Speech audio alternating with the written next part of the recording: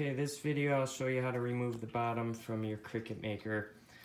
First, you're going to want to make sure that you have already removed the top cover.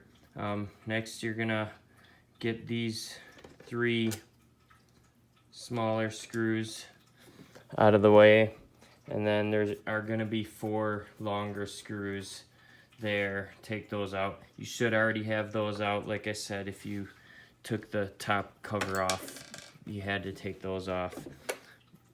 Now, what you're gonna do is you're gonna flip it over, and you're gonna take this one out right here. There's gonna be a screw right there. Take that one out.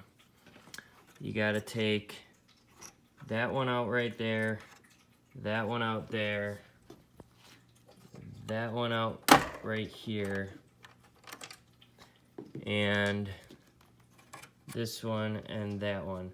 Now, like I said, this is a dummy model, so there are no electronic components or motors or anything. So what you're probably gonna want to do is disconnect your motor here. There's a ribbon cable. Disconnect your ribbon cable. Maybe disconnect the motor here because there's a wire that runs over there. I don't know if it's taped or not, but this is just to show you kind of, you know, how this thing comes apart. So get all your screws out. Sorry, the video's not the best here.